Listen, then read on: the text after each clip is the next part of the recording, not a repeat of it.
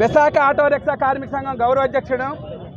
ఈరోజు రాష్ట్ర ప్రభుత్వం ఆగస్టు 15వ తారీఖున మహిళలకు ఉచిత బస్సు పథకాన్ని ప్రవేశపెట్టింది, అమలు చేస్తూ ఉంది.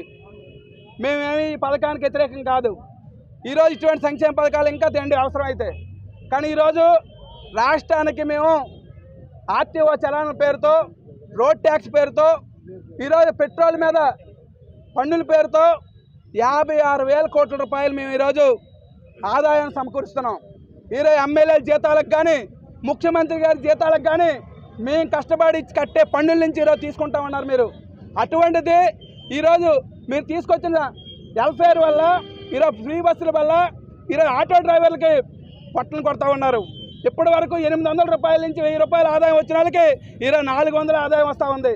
మరి అటువంటిప్పుడు మీరే చెప్పారు, ఫ్రీ బస్సు పెట్టిన రోజే ఆటో డ్రైవర్లు ఆదుకోవడానికి ఒక పథకం పెడతామని చెప్పారు.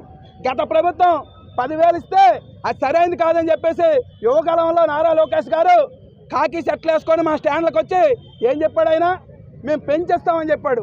ఇది అక్కడికి మీరు రిపేర్లు చేసుకోవడం సరిపోదు, స్పేర్ పార్ట్లు కొనుక్కోలేరు మీరు అని చెప్పాడు ఆయన.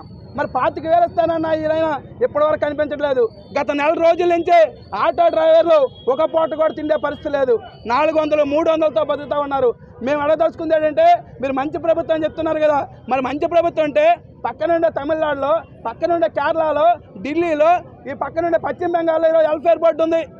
మేము ఎక్కువ అడగట్లేదు, మీ తాత ఆస్తున్నాం, మీ ముత్తాత ఆస్తున్నాం, మీరు అక్రమ ఆస్తున్నాం ఏమని అడగట్లేదు. మేము కట్టే పన్నుల నుంచి 1% ఇవ్వండి మాకు సవాలు.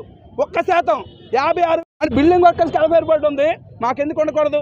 ఈరోజు మేము డిగ్రీలు చదువుకొని, ఉన్నత చదువులు చదువుకొని ఏ ఉద్యోగాలు లేవు కాబట్టి ఈరోజు ఆటో ఫైనాన్స్ తీసుకొని నడుపుతా ఉన్నాం. మరి అటువంటిది మమ్మల్ని ఆదుకోకపోతే, మమ్మల్ని కాపాడకపోతే, మా పొట్టలు నింపకపోతే ఈరోజు చంద్రబాబు నాయుడు గారు దించవలసి వస్తుంది. మేము ఈరోజు రాష్ట్ర వ్యాప్తంగా అన్ని కలెక్టరేట్ ద్వారా ఆందోళన చేస్తూ ఉన్నాం. ఇప్పుడైనా ప్రకటన చేయాలి. చేయకపోతే రేపటి నుంచి ఎమ్మెల్యేలు కూడా తిరగకుండా అడ్డుకుంటాం. అడ్డుకోవడమే కదా, ఆటోలన్నీ కూడా రోడ్డు మీద దించవలసి వస్తుంది. దానికి మీరే బాధ్యత వహించవలసి వస్తుంది అని చెప్పేసి కోరుతున్నాం.